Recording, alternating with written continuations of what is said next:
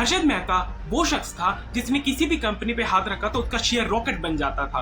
Company जैसे कि हर्षद ने हाथ रख दिया, उस शेयर का भाव मानो सोना हो जाते थे। शेयर के दाम रॉकेट की तरह उड़ने लगते थे। लाइन लगाकर उस कंपनी के शेयर खरीदने के लिए कूद पड़ते थे। छत्तीसगढ़ के रायपुर में एक जो लड़का मिडिल क्लास में भी नहीं आता था बल्कि लोअर मिडिल क्लास में आता था, उसने कुछ ही सालों के भीतर मुंबई में एकदम प्राइम लोकेशन पर 15,000 स्क्वायर फीट का एक सी फेसिंग अपार्टमेंट खरीद लिया। रिवर साइड जैसे ही टॉप की जगह पर एक बड़ा सा ऑफिस बना लिया। उसके गैरेज में 24 से ज्यादा कारें थी और एक से बढ़कर एक। हर्षद मेहता ने कहा कि राजीव गांधी के घर यानी 10 जनपद पर गए और वहां पर जो राजीव गांधी ने उनसे मिले, उनके पास पैसों से भरा हुआ एक सूटकेस था जिसे कांग्रेस पार्टी का एक आदमी लेके जाता है। लड़का जो होता है, मतलब वो लड़का होता है, वो एक आदमी को लेकर अपने प्रिंसिपल ऑफिस के पास पहुंचता है और कहता है कि मेरे पिताजी शहर में नहीं है, इसलिए चाचा को लेकर आया हूं, ये मेरे चाचा है। उसके बाद क्लास में जाकर ये लड़का अपनी शेखी बगड़ने लगता है कि कैसे उसने टीचर और जहां तक कि प्रिंसिपल को भी बेवकूफ बना दिया। वह आदमी वास्तव में इसका अंकल नहीं था, लेकिन इस लड़के ने जाकर यह बात टीचर को बता दी और इस बार प्रिंसिपल सीधा उसके पिता को बुलाती हैं और इन शिकायतों से तंग आकर उसके पिता उसे अपनी दुकान पर बिठा देते हैं। उसके बाद वह कभी स्कूल वापस पढ़ने नहीं जाता। प्राइवेट एग्जाम होते हैं उसका भी उसने ट्राई कभी किया ही नहीं। अब जो हर्षद था वो उसकी पढ़ाई भी छूट चुकी थी और उसके बाद वह कभी स्कूल वापस से पढ़ने नहीं जाता और प्राइवेट एग्जाम से ही स्कूल पास करता है। इस लड़के का नाम था हर्षद मेहता।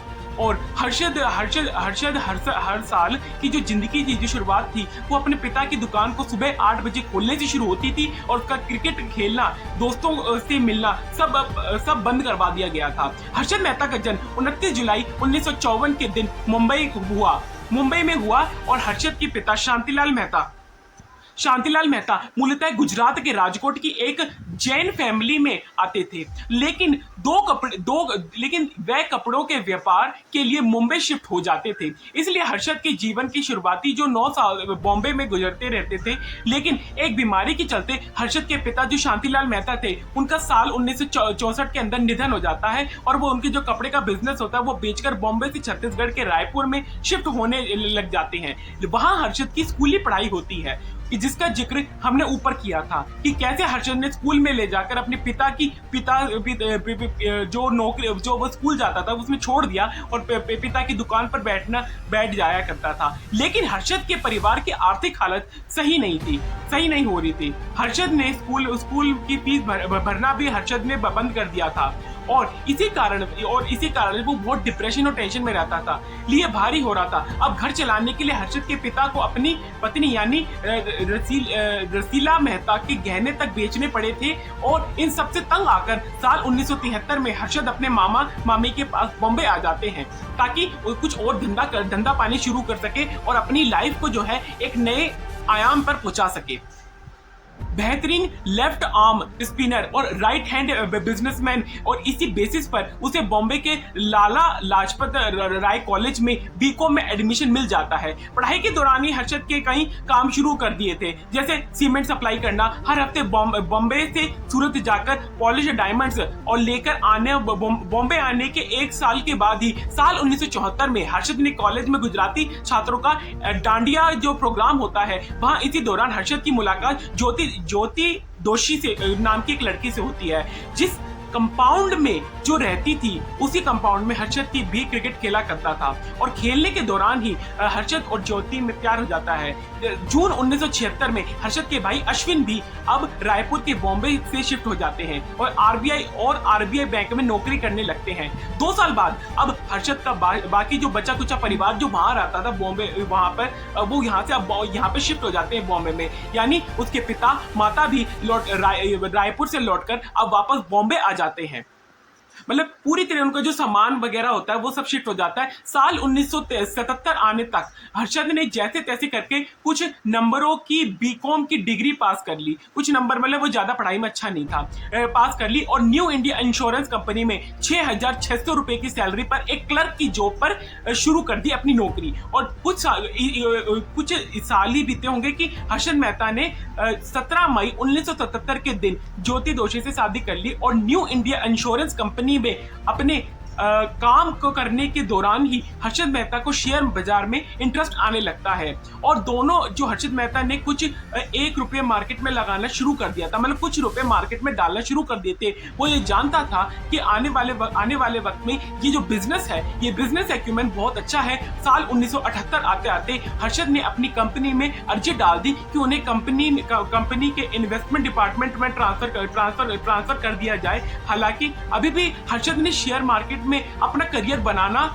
का नहीं सोचा था। नौकरी के दौरान भी हर जो सद होता है, मतलब हर वीकेंड पर जो छुट्टियां वगैरह नहीं होती, वो गुजरात के सूरत की डायमंड मार्केट में जाते और वहां से रफ डायमंड लेते आते और उन्हें पॉलिश करके अपना जो एक्स्ट्रा इनकम जो सोर्स है वो बनाया करते थे। अब धीरे धीरे कहानी ऐसे ही आगे बढ़ रही थी।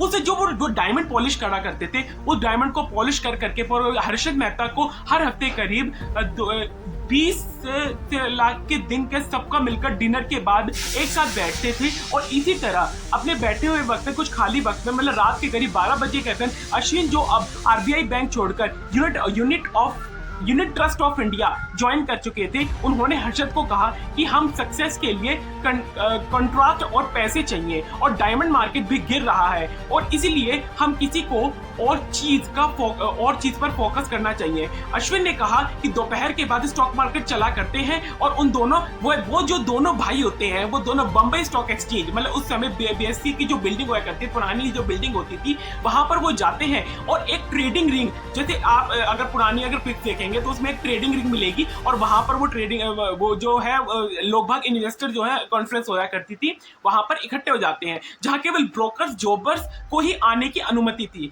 ब्रोकर्स और जॉबर्स के काम को समझने के लिए आगे हर्षद मेहता ने उस काम को समझने का प्रयास किया और स्कैम को समझने के लिए हमें थोड़ा सा स्टॉक मार्केट के बारे में भी समझना पड़ेगा। देखिए, जो स्टॉक मार्केट होता है ये एक ऐसा स्थान है जहां पर एक कंपनी की शेयर खरीदे और बेचे जाते हैं और इस स्थान पर जो है लोग मोटा पैसा बनाते हैं। अगर लॉन्ग टर्म में अगर अर्निंग पर शेयर यानी ईपीएस और पी रेशियो अच्छा रहता है तो जो कंपनी आगे बढ़ती, कंपनी की जो ग्रोथ होती है और प्रॉफिटेबिलिटी होती है, इसका फायदा सीधे इन्वेस्टर्स को मिलता है, क्योंकि उनके पास जो शेयर्स हेल्ड है उन पर उनको डिविडेंड भी मिल जाता है और इससे जो उनकी लॉन्ग टर्म वेल्थ जो है ये क्रिएट हो जाती है। Stock market is the best way to create long term wealth. और ऐसे ही अगर आप कोई अकाउंट, डीमैट अकाउंट अगर आपने नहीं खोला है तो आप फायर्स अकाउंट खोल सकते हैं, जो कि बिल्कुल फ्री है और इसमें ज्यादा से ज्यादा जो है अच्छे जो वॉल्यूम ट्रेडिंग और इसका चार्ट प्लेटफॉर्म बस क्वाइट गुड, मतलब बहुत अच्छा प्लेटफॉर्म है, गुड प्लेटफॉर्म है। शेयर खरीदने वाले भी और बेचने वाले दोनों ही एक दिन ब्रोकर के माध्यम से करना होगा और इसे स्टॉक ब्रोकर कहा जाता था। स्टॉक ब्रोकर होने के बाद बीएससी का जो लाइसेंस था वो लेना पड़ता था और शेयर मार्केट का मोटा माटी जो सेटलमेंट हुआ करता था उसमें बहुत टाइम लगा करता था। आज के दिन अगर देते हो तो T+2 सेटलमेंट होता है, लेकिन अब पिछले जमाने में मतलब 1990 के समय पर ये बहुत मतलब धीरे, मतलब स्लो जो है ये चला करता था।